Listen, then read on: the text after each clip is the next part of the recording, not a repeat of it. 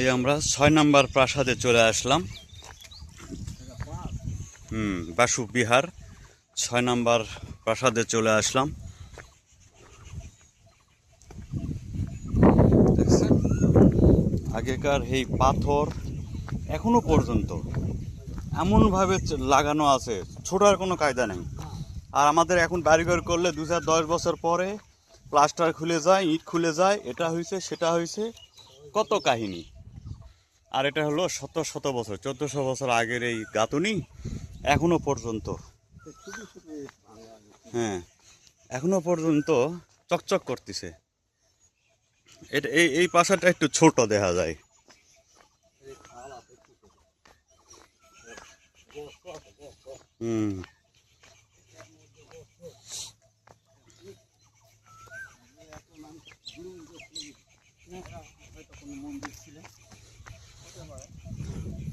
হয়তো কোনো মন্দির ছিল বা কিছু একটা হবে আর কি।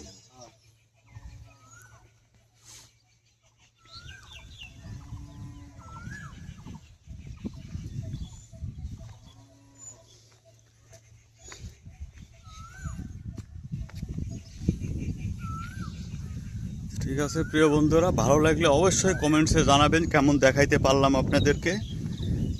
এই বাসু বিহার থেকে বিদায় নিলাম। আল্লাহ হাফেজ, আসসালামু আলাইকুম।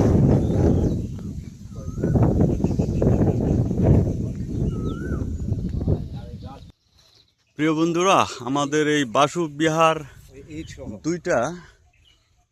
দুইটা বট গাছ আছে, দেখুন অনেক পুরাতন, কত সুন্দর ছায়া দিছে, অনেক বড় জায়গা নিয়ে ছায়া দিছে। পর্যটকরা এখানে এসে বসে, বসে পরে ঘোরাফেরা করে, খুব রোদ তো, অনেক বড় জায়গা, বসে একটু শরীর ঠান্ডা করে এরপর আবার হেঁটে হেঁটে দেখে আর কি। এই যে ইটগুলা দেখেন, এই সেই আমলের বড় বড় ইট, কত বড় বড় ইট, হ্যাঁ কত বড় বড় ইট।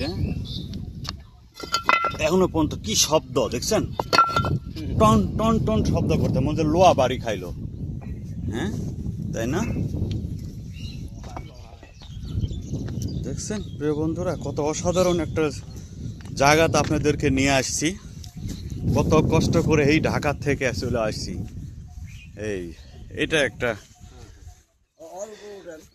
হ্যাঁ, ও হ্যাঁ, এয়ারপোর্ট দিয়ে যাওয়া যায় না?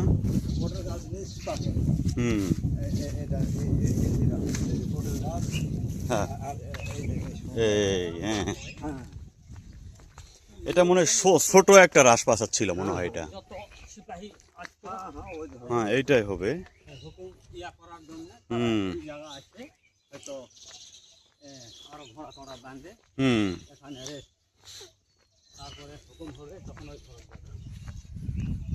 এই তো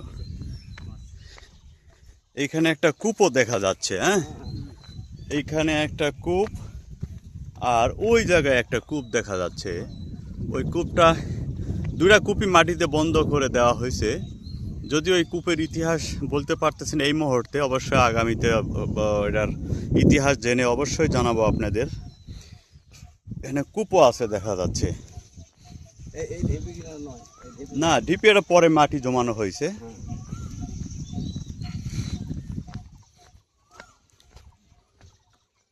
এটা হলো ৬ নাম্বারটা, শেষ করলাম আমরা। এই ৬টা রাজপ্রাসাদ এই জায়গায় বাসু বিহারে।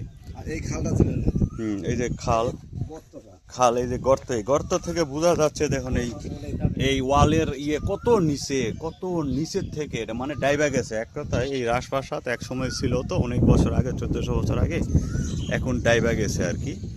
ডাইবা এখন মাটির সাথে মোটামুটি মিশে যাওয়ার অবস্থা হয়ে গেছে।